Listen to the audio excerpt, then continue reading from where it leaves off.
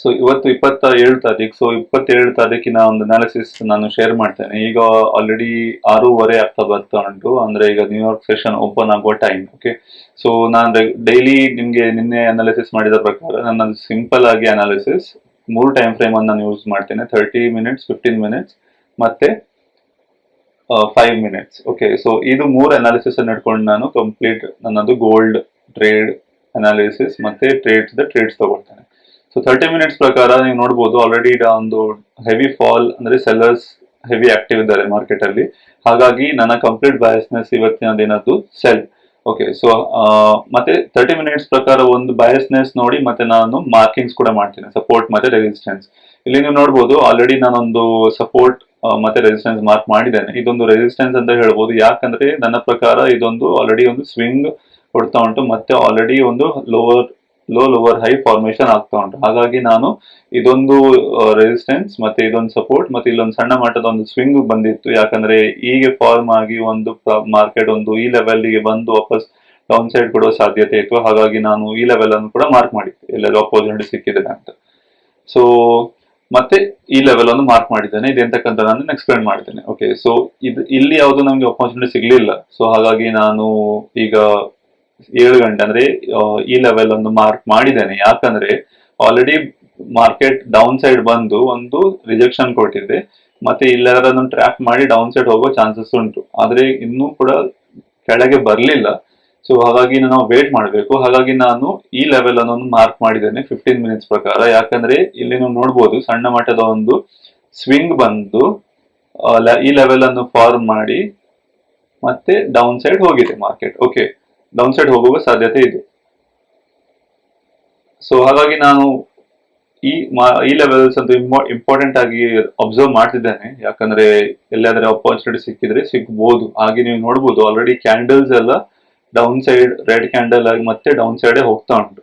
Okay, so ಹಾಗಾಗಿ ನಾನೊಂದು ಸಣ್ಣ ಮಟ್ಟದ ಟ್ರೇಡ್ ಅನ್ನು ತಗೊಂಡಿದ್ದೇನೆ ಇಲ್ಲಿ, ಸಣ್ಣ ಲಾಟ್ ಈ ಲೆವೆಲ್ ಅಲ್ಲಿ, ಈ ಕ್ಯಾಂಡಲ್ ಅಲ್ಲಿ. ಸೊ ಅದರ ರಿಸಲ್ಟ್ ಇನ್ನು ನೋಡ್ಬೇಕು ಹೇಗೆ ಡೌನ್ ಸೈಡ್ ಹೋಗ್ತದ ಅಂತ. ಸೊ ಇಲ್ಲಿ ತಗೊಂಡಿದ್ದೇನೆ ನಾನು, ಮತ್ತೆ ಇದೊಂದು ನನ್ನ ಟಾರ್ಗೆಟ್. ಓಕೆ, ಸೊ ಯಾಕಂದ್ರೆ ಇಲ್ಲಿ ನೋಡ್ಬೋದು ನೀವು ಕಂಪ್ಲೀಟ್ ಆಗಿ ಯಾವುದೇ ಇಲ್ಲಿ ಬ್ಲಾಕರ್ಸ್ ಇಲ್ಲ, ರೈಟ್. ಸೊ ಇನ್ನು ನೆಕ್ಸ್ಟ್ ಲೆವೆಲ್ ಇದ್ರೆ ಎಲ್ಲಾದ್ರೆ ಆಕ್ಟಿವ್ ಬಯರ್ಸ್ ಬಂದ್ರು ಇಲ್ಲಿ ಬರ್ಬೋದು ಅಲ್ವಾ. ಸೊ ಹಾಗಾಗಿ ಈ ಟ್ರೇಡ್ ಒಂದು ಸಣ್ಣ ಮಟ್ಟ ಟ್ರೇಡ್ ತಗೊಂಡಿದ್ದೇನೆ, ನಿಮ್ಗೆ ರಿಸಲ್ಟ್ ನಾನು ಶೇರ್ ಮಾಡ್ತೇನೆ ಎಂತ ಬಂದಿದೆ ಅಂತ. ಸೊ ಇದು ಇವತ್ತಿನ ಅನಾಲಿಸಿಸ್. ಸೊ ಇದು ಟ್ರೇಡ್ ಒಂದು ವರ್ಕ್ ಆದ್ರೆ ಒಳ್ಳೇದು, ಇಲ್ಲಿದ್ರೆ ಪ್ರಾಫಿಟ್ ಆದ್ರೆ ಪ್ರಾಫಿಟ್, ಸ್ಟಾಪ್ ಲಾಸ್ ಹಿಟ್ ಆದ್ರೆ ಲಾಸ್ ಎಕ್ಸೆಪ್ಟ್ ಮಾಡಿ ಅದರ ಲರ್ನಿಂಗ್ಸ್ ಎಂತ ಮಿಸ್ಟೇಕ್ ಆಯ್ತಂತ ಕಲ್ತು ಮುಂದೆ ಹೋದ್ರೆ ಆಯ್ತು ಅಷ್ಟೇ.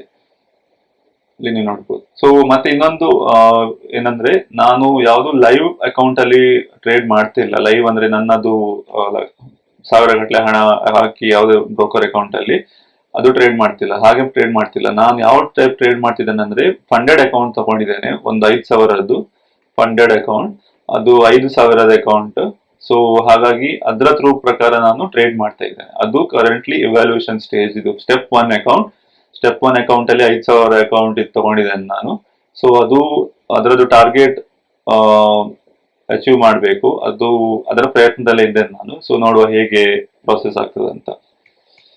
ಸೊ ನೋಡುವ ಎಲ್ಲಿ ತನಕ ಬರ್ತದೆ ಅಂತ. ಒಂದು 5 ನಿಮಿಷ ವೇಟ್ ಮಾಡುವ, ಪ್ರೈಸ್ ಇಲ್ಲಿ ತನಕ ಬರ್ತದಾ ಇಲ್ಲ ಅಂತ.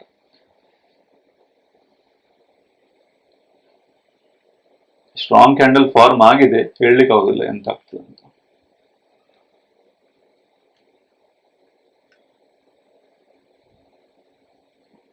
ಸ್ಟ್ರಕ್ಚರ್ ನೋಡಿದ್ರೆ ಅಲ್ವಾ, ಒಂದು ಈ ಲೆವೆಲ್ ಒಂದು ಕೀ ರೆಸಿಸ್ಟೆನ್ಸ್ ಅನ್ನು ಮಾರ್ಕ್ ಮಾಡಿ ಇದೊಂದು ರೆಸ್ಪೆಕ್ಟ್ ಮಾಡ್ತಾ ಉಂಟು. ಮತ್ತೆ ಎಂತಕಂದ್ರೆ ಇಲ್ಲಿ ನೀವು ನೋಡ್ಬೋದು ಮಲ್ಟಿಪಲ್ ಟೈಮ್ಸ್ ರಿಜೆಕ್ಷನ್ ತಗೊಂಡಿದೆ ಪ್ರೈಸ್ ಅಲ್ವಾ. ಸೊ ಹಾಗಾಗಿ ಒಂದು ಸಣ್ಣ ಮಟ್ಟ ಟ್ರೇಡ್ ಆಗ್ತದೆ ಅಂತ ನನ್ನದೊಂದು ಅಭಿಪ್ರಾಯ. ಸೊ ಇದು ಕೂಡ ಒಂದು ತರಹದ ರೆಸಿಸ್ಟೆನ್ಸ್ ಅಂತ ಕೂಡ ಹೇಳ್ಬೋದು. ಆದ್ರೆ ಆಕ್ಚುಲಿ ಸ್ಟಾಪ್ ಲಾಸ್ ಇಲ್ಲಿ ತನಕ ಇರ್ಬೇಕು. ಆದ್ರೆ ಕೂಡ ನಾನೆಂತ ಮಾಡಿದ್ದೆ ಅಂದ್ರೆ, ಮಲ್ಟಿಪಲ್ ರಿಜೆಕ್ಷನ್ ತಗೊಂಡ ಪ್ರಕಾರ ನಾನು ಹೈ ಕ್ವಾಂಟಿಟಿ ತಗೊಳ್ಳಿಲ್ಲ, ಸಣ್ಣ ಕ್ವಾಂಟಿಟಿ ಅಂತ ತಗೊಂಡಿದ್ದೆ. ಅಂದ್ರೆ 0.01 ಲಾಟ್ ಅನ್ನು ನಾನು ಟ್ರೇಡ್ ತಗೊಂಡಿದ್ದೇನೆ. ಹಾಗಾಗಿ ನಂಗೆ ಇದು ಇನ್ನು ಕೂಡ ಸ್ಟ್ರಾಂಗ್ ಸೆಟಪ್ ಅಂತ ಸ್ಟ್ರಾಂಗ್ ಸೆಟಪ್ ಅಲ್ಲ ನನ್ನ ಪ್ರಕಾರ, ಯಾಕಂದ್ರೆ ಹೇಳಲಿಕ್ಕೆ ಹೋಗಿಲ್ಲ, ಪ್ರೈಸ್ ಇಲ್ಲಿ ಬಂದು ರಿಜೆಕ್ಷನ್ ಕೊಟ್ಟು ಕೆಳಗೆ ಹೋಗ್ಬೋದು. ಹಾಗಾಗಿ ನಾನು ಸಣ್ಣ ಮಟ್ಟ ಟ್ರೇಡ್ ತಗೊಂಡಿದ್ದೇನೆ, ಸಣ್ಣ ಲಾಟಿಗೆ. ಓಕೆ, ಸೊ ಆಲ್ಮೋಸ್ಟ್ ಇಲ್ಲಿ ಪ್ರೈಸ್ ಬರ್ತಾ ಉಂಟು ಈ ಲೆವೆಲ್ಗೆ. ಎಂತ ಆಗ್ತದೆ, ಓ ಬಂತು. Okay okay okay okay okay, ನೋಡಿ ಆಲ್ರೆಡಿ ಈ ಲೆವೆಲ್ಗೆ ಬಂದಿದೆ.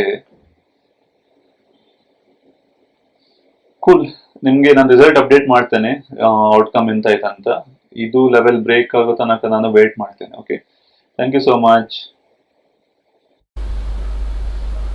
Okay great. ಸೊ ಇಲ್ಲಿ ನೀವು ನೋಡ್ಬೋದು, ನಾನು ನಿಮಗೆ ಆಗ ಹೇಳಿದೆ ಲೆವೆಲ್, ಈ ಲೆವೆಲ್ ಒಂದು ಇಂಪಾರ್ಟೆಂಟ್ ಅಂದರೆ ಈ ಲೆವೆಲಿಂದ ಇದು ಬಂದರೂ ಕೂಡ ಒಂದು ಸಣ್ಣ ಮಟ್ಟ ರಿವರ್ಸಲ್ ಬರ್ಬೋದು, ಆದರೂ ಕೂಡ ಆಲ್ರೆಡಿ ಟ್ರೆಂಡ್ ಡೌನ್ ಸೈಡ್ ಉಂಟು. ಓಕೆ, ಸೊ ನಾನು ಎಂತ ಹೇಳಿದೆ ನಿಮಗೆ, ನಾನು ಈ ಲೆವೆಲಲ್ಲಿ ಒಂದು ಸಣ್ಣ ಮಟ್ಟ ಟ್ರೇಡ್ ತೊಗೊಂಡಿದ್ದೆ. ಅಂದರೆ ನನಗೆ ಕನ್ಫರ್ಮ್ ಇರಲಿಲ್ಲ, ನಂಗೆ ಶೋರ್ ಇರಲಿಲ್ಲ ಇದು, ಯಾಕಂದರೆ ಇಲ್ಲಿಂದ ಈ ಲೆವೆಲ್ಲಿಗೆ ಹೋಗಿ ಒಂದು ಡೌನ್ ಬರ್ಬೋದು, ಟ್ರೇಡ್ ಬರುವ ಚಾನ್ಸಸ್ ತುಂಬ ಹೈ ಇತ್ತು. ಹಾಗಾಗಿ ನಾನು ಸಣ್ಣ ಲಾಟ್ ಒಂದು ಟ್ರೇಡ್ ತೊಗೊಂಡಿದ್ದೆ. ಯಾಕಂದರೆ ಸ್ಟಾಪ್ ಲಾಸ್ ನಮ್ಮದು ಆ್ಯಕ್ಚುಲಿ ಇಲ್ಲಿ ಆಗ್ತದೆ ಆಯಿತು. ಎಂತಕ್ಕಂದರೆ ಇಲ್ಲಿ ನಾವು ತಗೊಂಡ್ರೆ ಇದು ಇದು ಗ್ಯಾಪೇ ತುಂಬ ದೊಡ್ಡದುಂಟು. ನಾನೊಂದು ಟೂಲ್ ಹಾಕಿ ಚೆಕ್ ಮಾಡಿದರೆ, ಸೊ ಇಲ್ಲಿ ನೋಡ್ಬೋದು ನೀವು, ತುಂಬ ದೊಡ್ಡ ಸ್ಟಾಪ್ ಲಾಸ್ ಇದು. ಓಕೆ, ಅಂದರೆ ನಮ್ಮದು ಟಾರ್ಗೆಟ್ ಕೂಡ ಇಲ್ಲಿ ಬರ್ತದೆ, ಅಂದರೆ ಹಿಡ್ಕೊಳ್ಬೋದು, ಆದರೆ ತುಂಬ ದೊಡ್ಡದಾಗ್ತದೆ. ಯಾಕಂದರೆ ಈ ಲೆವೆಲ್ ಕೂಡ ಒಂದು ರಿವರ್ಸಲ್ ಫೇಸ್ ಅಂತಲೇ ಹೇಳ್ಬೋದಿತ್ತು. ಆದರೆ ಪ್ರೈಸ್ ಹೇಗೆಂದರೆ ನಾವು ಪ್ರೆಡಿಕ್ಟ್ ಮಾಡಲಿಕ್ಕೆ ಹೋಗೋದಿಲ್ಲ, ಯಾಕಂದರೆ ನಮ್ಮ ಅನಾಲಿಸಿಸ್ ಪ್ರಕಾರ ಹೋಗಬೇಕು. ನೀವು ಮಾರ್ಕೆಟಿಗೆ ಎಂಟರ್ ಆದ ಕೂಡಲೇ ನಿಮ್ಮ ಎಕ್ಸಿಟ್ ಡಿಫೈನ್ ಆಗಿರಬೇಕು, ಎಕ್ಸಿಟ್ ನಾನು ಎಲ್ಲಿ ಆಗ್ತೇನೆ ಅಂತ. ಆಗ ಮಾತ್ರ ನೀವು ಒಂದು ಒಳ್ಳೆ ಟ್ರೇಡರ್ ಆಗ್ಬೋದು. ಸೊ ಇದು ನನ್ನ ಲೆವೆಲ್ ಇತ್ತು, ನನ್ನ ಎಂಟ್ರಿ ನಾನು ನಿಮ್ಗೆ ತೋರಿಸ್ತೇನೆ. ಸೊ ತುಂಬ ಸಣ್ಣ ಟ್ರೇಡ್ ಇದು. ಸೊ ನಂದು ಟಾರ್ಗೆಟ್ ಆಲ್ಮೋಸ್ಟ್ ಫಸ್ಟ್ ಟಾರ್ಗೆಟ್ ಇಲ್ಲಿತ್ತು. ಓಕೆ, ಸೊ ಇದು ಓಕೆ, ಸೊ ಇದು ಟ್ರೇಡ್ ತಗೊಂಡು ನಾನು ಎಕ್ಸಿಟ್ ಕೂಡ ಆದೆ. ಸೊ ಈ ನಾನು ಸೆಟಪ್ ಪ್ರಕಾರ ಹೋದೆ, ಹಾಗಾಗಿ ನಾನು ಇದೊಂದು ಎಕ್ಸಿಟ್ ಆಗುವ ಹಾಗೆ ಆಯಿತು. ಓಕೆ, ಸೊ ಇದರ ರಿಸಲ್ಟ್ ನಾನು ಕೆಳಗೆ ಹಾಕ್ತೇನೆ ಸ್ಕ್ರೀನ್ಶಾಟ್. ಅಂದರೆ ಫಂಡೆಡ್ ಅಕೌಂಟ್ ಇದು ಟ್ರೇಡ್ ತೊಗೊಂಡದ್ದು, ಒಂದೇ ಟ್ರೇಡ್ ತೊಗೊಂಡದ್ದು. ಹಾಗಾಗಿ ಇವತ್ತಿನ ದಿನದ್ದು ನಂದು ಟ್ರೇಡಿಂಗ್ ಆಯಿತು. ಓಕೆ, ಸೊ ಒಂದು trade profitable trade done. Thank you.